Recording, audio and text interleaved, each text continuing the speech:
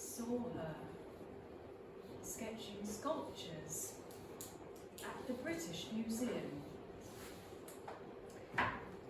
She sat calmly at the edge of the room, almost unnoticed, so small and unassuming. Passing close to her, I paused, catching a glimpse of the figures on her page. I remarked, unconsciously, as if to myself, without even thinking I was speaking to her, "My, what fine lines! I should like to draw that way." Evidently she heard me, for she turned to look. "I'm sorry, you just heard my thought," I said. She didn't say anything, just kept looking at me. I held out a hand. "Dora, pleased to meet you." She didn't put her hand out, but she nodded. "Gwen, perhaps you'd like to join me for a sketch?" "Oh, that would be lovely, only I'm not an artist. I am concerned with the human form, however, training as a doctor." "Then you are studying anatomy the same as me." She then scribbled an address down on the corner of her page, and then tore the whole page up, Greek figures and all, and handed it to me, saying, "Come and find me. I'm round the corner studying at Slade. I draw every day. Sit for me, and I'll teach you to sketch." And with that, she turned to the fresh page on her lap, retrained her gaze upon the former head. I think she'd forgotten me immediately, but I had her address. What an intriguing character, I thought. Like a spider whose web I'd blindly wandered into.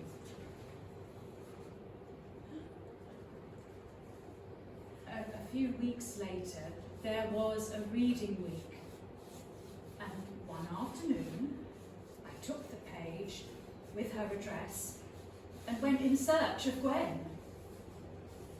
She was very much my neighbour and shared a room with her noisier brother on Little Gower Place. It was very cold and cramped, and she offered to take me to her art studio at the college. She was much paler than I remembered, very thin and bony now I saw her walking about. As we arrived at the college courtyard, she stopped to ask a caretaker if he could turn on the heating in her art studio. It was up a narrow wooden staircase, and with its dirty bare floorboards and skylight windows, it had a wholly different atmosphere to the grand architecture below. Gwen liked the light, she said, but missed the high ceiling such as her brother Augustus favoured. He studied art as well. The studio was fairly empty, and she showed me to a wall where lots of her drawings were up. They were so detailed. Images of women mostly, a few cats and plants too, lots of very similar studies of the same subject worked up to perfection.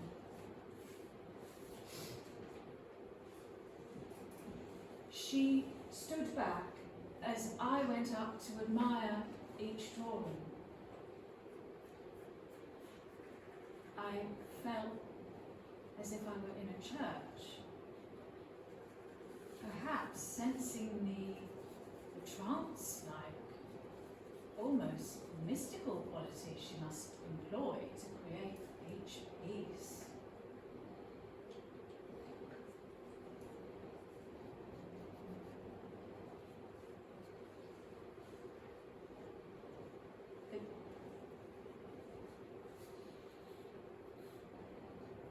The careful containment of her marks,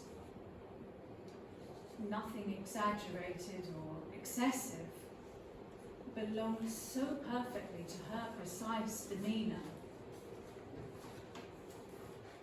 I knew I was being observed by a visual master detective as I stood with my back to her. I could feel her eyes measuring my dress, my hat, my shawl, gauging my shadow on the ground, and noticing where my weight was being held.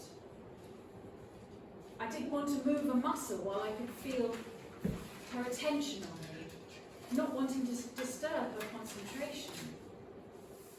I stood a while longer, both focusing on the piercing gaze of her self-portrait in front of me, and beginning to feel, for the first time in my life, like a subject myself, like coming alive in another's imagination, as if only then did I begin to exist.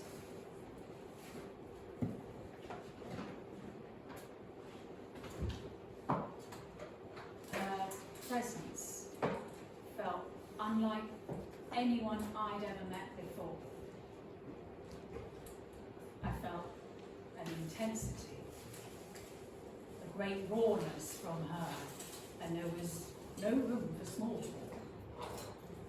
Fortunately, we both befitted the silence, and I picked up more about her from simply being with her. Her emotional quality, so refined and deep.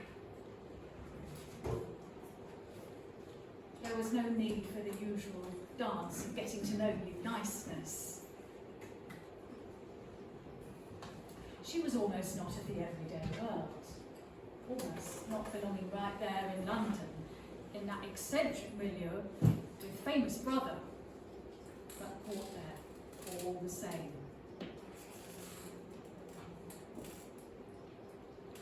In her studio attic, I stood lost in thought, in presence, and she began to draw.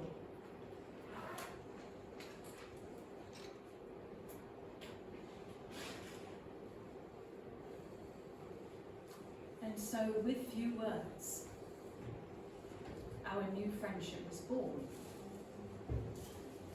After I'd stood a while, I turned around and walked over to see her drawing. In that simple sketch, I could see myself thinking. There was my form and my attitude, for she captured something of my mood that lit a spark in me. She then handed me the pad and pencil, took a chair and sat for me. No instruction, just permission to look and make marks.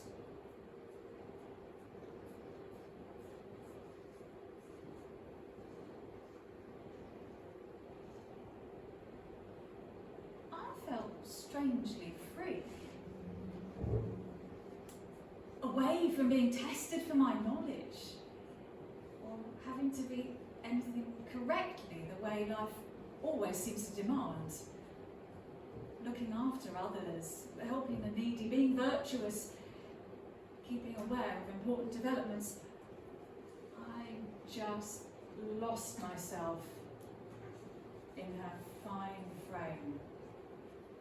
Dress folds, hands resting, parted hair, calm face. Some kind of, from I don't know where, gratitude burst forth inside me towards this little woman, letting me into her different world. Like she'd just shown me the other side of the globe. Right there, in the afternoon light of her attic, I was transported. And the gift was, it let me imagine my life a little bigger, beyond this London now, ever rushing ahead. I felt an ocean, a desert, a huge, expansive landscape. And once that's opened up inside you, never forget.